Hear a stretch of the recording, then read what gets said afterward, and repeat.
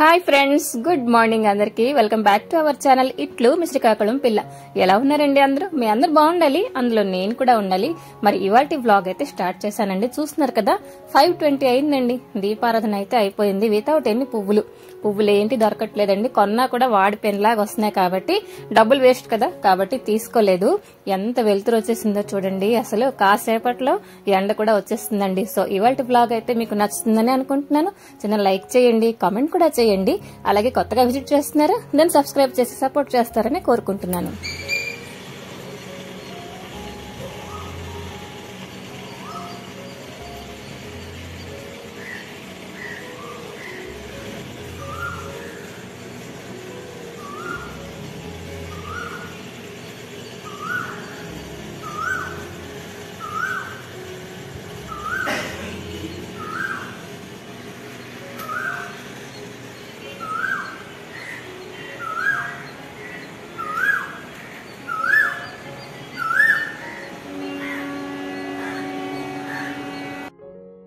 So పొద్దున్నే తాగడానికి నీళ్లు కూడా మరిగించేసానండి. అంటే మరిగించిన తర్వాత వేరే చల్లారితే కదా తాగుతాము. ఈ సీజన్ లో వేడి నీళ్ళు అసలు తాగలేము కదా. సో ఇప్పుడైతే పాలు మరిగించడానికి ప్యాకెట్ అయితే ఓపెన్ చేస్తున్నానండి. ఇలా ఓపెన్ చేసానో లేదో కొంచెం హెచ్చు తక్కువై కింద పడిపోయాయి అనమాట. పాలు నీళ్ళ పాలు కావచ్చు కానీ నేల పాలు కాకూడదంట. మరి అమ్మ చూసే లోపల ఇదంతా కవర్ చేసేయాలి. కెమెరా అయితే ఆఫ్ చేసేసాను. మరి శుభ్రంగా తుడిచేసి మరి కొంచెం వాటర్ అయితే యాడ్ చేసేసానండి.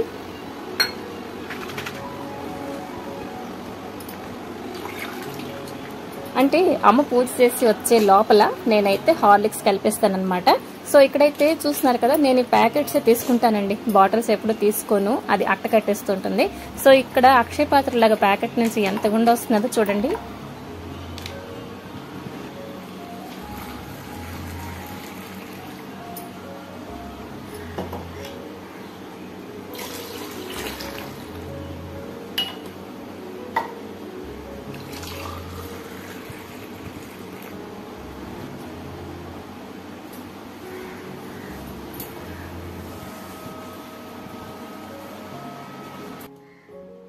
మరి ఇప్పుడైతే జావ కలుపుకుంటున్నానండి. అంటే నా కోసం కాదు, బావగారు అయితే వాకింగ్ కి వెళ్లారనమాట. అతను వచ్చేసరికి నేను కలిపేస్తానమాట. అయితే మీకు ఈ రాగి జావ అంటే ఇష్టమా, మీరు యూజ్ చేస్తున్నారా, కింద తప్పకుండా కామెంట్ చేయండి. అయితే ప్రాసెస్ అయితే నేను ఇలా సింపుల్ గానే చేసేస్తానండి. కొంచెం గోరువెచ్చటి నీటిలోన కొంచెం అంటే 2 స్పూన్ల వరకు నేను రాగి పౌడర్ అయితే, ఇది రెడీమేడ్ గా పౌడర్, కొంతమంది రాగులు తీసుకొని కూడా అది పౌడర్ చేస్తుంటారు కదా, అంత అయితే సీన్ లేదు నా దగ్గర. సో ఇదైతే కొంచెం గోరువెచ్చటి నీటిలో కలిపేసి స్టవ్ పైన అయితే పెట్టేస్తాను అనమాట.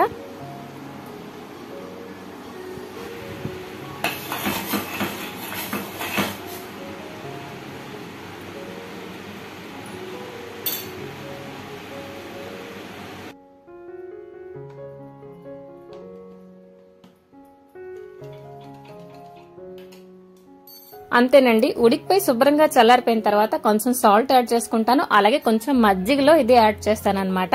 సో సింపుల్ గా మనకి రాగి జావ అయితే రెడీ అయిపోతుంది. ఇదైతే హెల్త్ కోసం అయితే చాలా మంచిదండి. సో ఇదైతే కలిపేశాను కదా, ఇప్పుడు నేనైతే నా టిఫిన్ సెక్షన్ లోకి వెళ్ళిపోతానండి.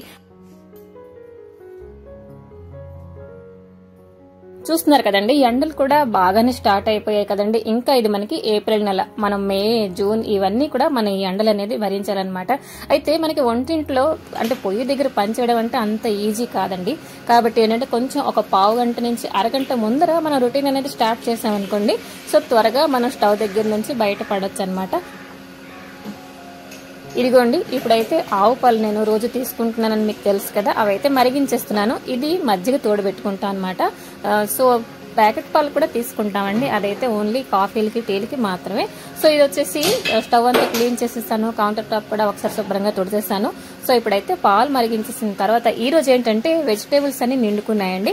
సో కాబట్టి ఈజీ ప్రాసెస్ లో నేనైతే మనకి ఏదో ఒక కర్రీ ఉండాలి కదా, నేనైతే కొబ్బరి కూర శనగపప్పు చేసినాను అనమాట. సో ఈ రెసిపీ మీతో షేర్ చేసుకుంటాను.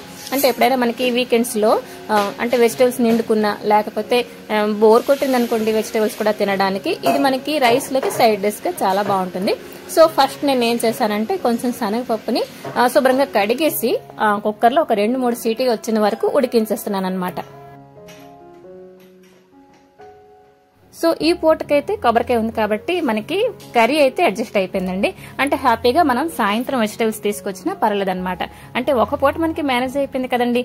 ఇలా మనం అంటే లేనప్పుడు కొన్ని సామాన్లు చూడండి ఎలాగంటే కొమ్ము శనగలు, డ్రై ఐటమ్స్, జినుగులు, లేకపోతే బఠానీలు ఇలాంటివి కూడా నేను తీసుకొస్తానన్నమాట మన లిస్ట్ లోన. ఇలాగ మనకి లేనప్పుడు అడ్జస్ట్ చేయడానికి అయితే నాకు చాలా యూజ్ఫుల్ అవుతుందండి. మనకి ఏంటంటే వేస్ట్ అయ్యే కంటే ఇలా మనం అడ్జస్ట్ చేసుకుంటూ సామాన్లన్నీ ఎంతో కొంత మనం మిగిల్చామనుకోండి.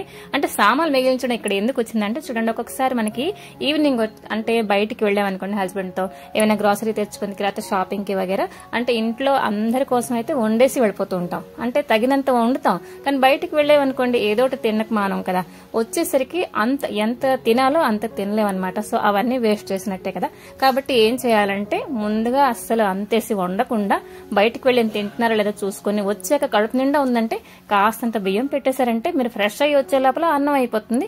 అలాగే ఇంట్లో ఆవకాయలు పచ్చట్లే ఉంటాయి కదా, కొంచెం పెరుగున్నం తినేశారంటే ఈ వండే ఐటమ్స్ అన్ని మనకి మిగిలిపోయినట్టే. ఏమంటారు, అస్తమానం మనం అన్ని కంటే ఒకరికి ఇస్తాం అని చెప్పేసి లేదు కదా.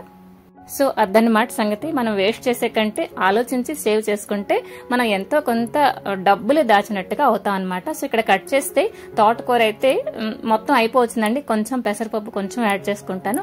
ఆ తర్వాత సాల్ట్ అయితే తగినంత వేసుకుని అల్లం అయితే తురిమేసి కొంచెం యాడ్ చేశానండి. అంతేను, సింపుల్ గా తోటకూర అయితే మనకి రెడీ అయిపోయింది. సో ఉడికిపోయిందండి శనగపప్పు. నేనైతే డ్రైన్ చేసేసాను, ఆ తేటని అసలు పారినండి. ఈ రోజు అయితే కట్టుచారు కూడా చేయబోతున్నాను అనమాట. మీరు కందిపప్పు ఉడికించిన నీరు కూడా కొంచెం పక్కన పెట్టేసి చారులో యాడ్ చేశారంటే ఎక్స్ట్రా టేస్ట్ అనేది వస్తుందన్నమాట, చాలా బాగుంటుంది.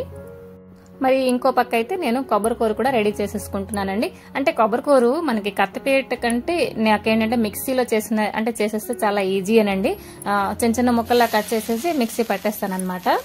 ఇప్పుడైతే ప్యాన్ పెట్టేసుకున్నాం కదండి, కొంచెం పోపు దినుసులు కూడా యాడ్ చేసుకుని, హింగు అయితే మనకి కర్రీలో మంచి ఫ్లేవర్ వస్తుందన్నమాట. అండ్ కొంచెం కరివేపాకు కూడా ఉంటే చాలా మంచిది. సో కొంచెం హింగు నూనె కూడా చేసి పక్కన పెట్టారంటే ఈ కర్రీ మంచి రుచిగా వస్తుందన్నమాట అన్నిట్లో కలుపుకుంటే.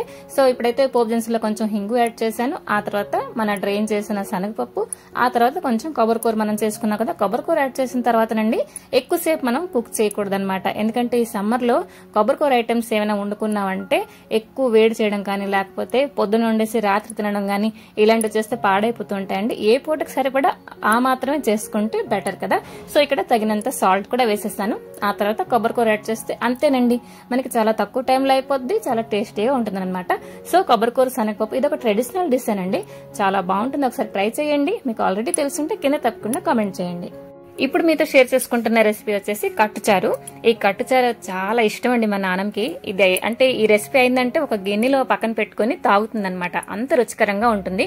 ఫస్ట్ ఆఫ్ ఆల్ నార్మల్ గా మనం పోపు దినుసులన్నీ యాడ్ చేసుకుందామండి. కొంచెం నూనె వేసుకొని పోపు దినుసులు యాడ్ చేసుకున్న తర్వాత మనం డ్రైన్ చేసి ఉంచాం కదా శనగపప్పు, డ్రైన్ చేసి ఆ వాటర్ ఉంచాం కదా, దాన్ని అయితే ఇప్పుడు యాడ్ చేసుకుంటాను. ఆ తర్వాత మాత్రం మనకి చింతపండు పులుసు కూడా యాడ్ చేసుకుంటామండి, తగినంత సాల్ట్, అంతే.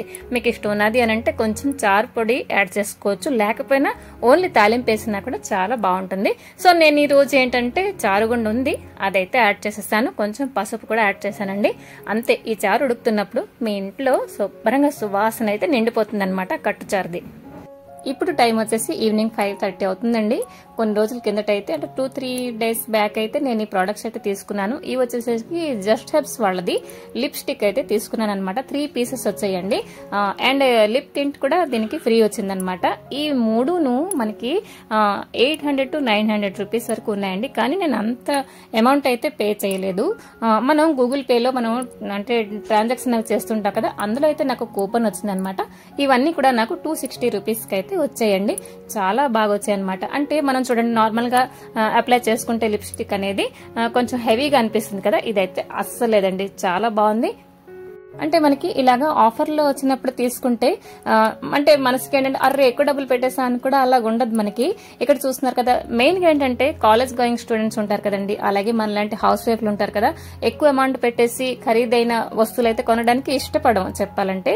సో ఇదేంటంటే ఇలాంటి ఆఫర్లో తీసుకుంటే మనకి కొంచెం హ్యాపీగా అనిపిస్తుంది, తక్కువ డబ్బులే పే చేసాం కదా అని చెప్పేసి. సో ఇక్కడ చూడండి చాలా అంటే మ్యాట్ ఫినిషింగ్ కూడా వచ్చిందనమాట, చూస్తున్నారు కదా.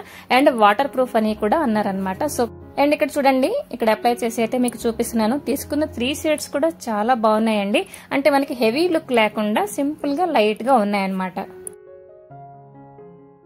సో ఇదైతే నాకు భలే నచ్చిందండి. ఐ షాడో లా కూడా కొంచెం అప్లై చేసుకోవచ్చు, చాలా బాగుందన్నమాట. సో ఓవరాల్ గా అంటే మనం పే చేసిన అమౌంట్ కి ఈ 3 షేడ్స్ కూడా చాలా బాగా వచ్చాయి అన్నమాట.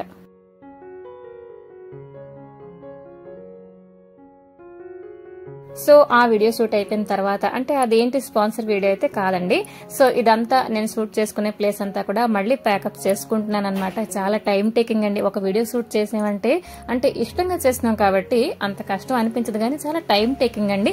సో ఇవన్నీ మళ్ళీ సర్ది పెట్టుకోవడం, అంటే చూడండి ఈ గ్రాస్ మ్యాట్స్ లాంటివి మనం నేను తీసుకున్నాను. ఏమైనా ప్రోడక్ట్స్ మనం డిస్ప్లే చేసినప్పుడు అండి కొంచెం చూడడానికి కూడా బాగుండాలి కదా.